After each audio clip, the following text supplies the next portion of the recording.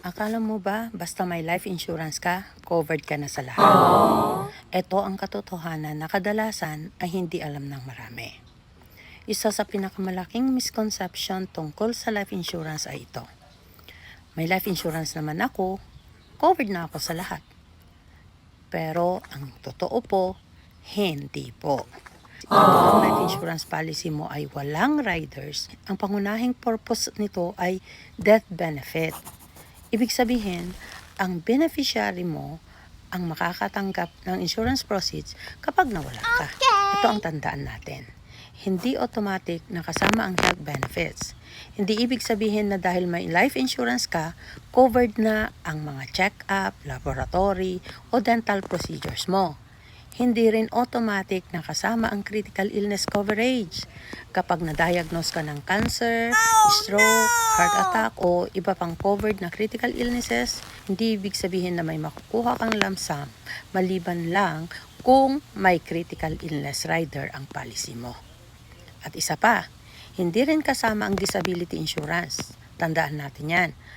Paano kung mag-aksidente ka o magkaroon ng sakit na hindi ka na makapagtrabaho?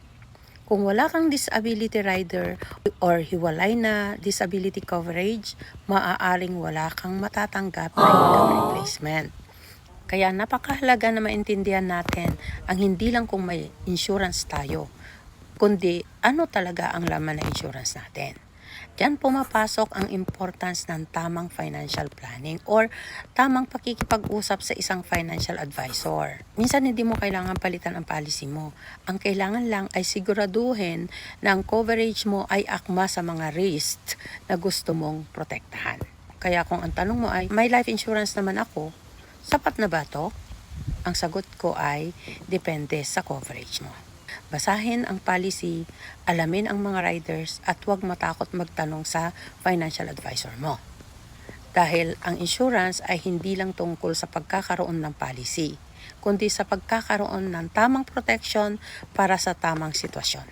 Ka-policy, kung gusto mong i-review ang policy mo, message mo ako at sabay natin i-review yan. At follow mo na rin ako for more simple and practical insurance tips dito sa Bahay ni Lola Early.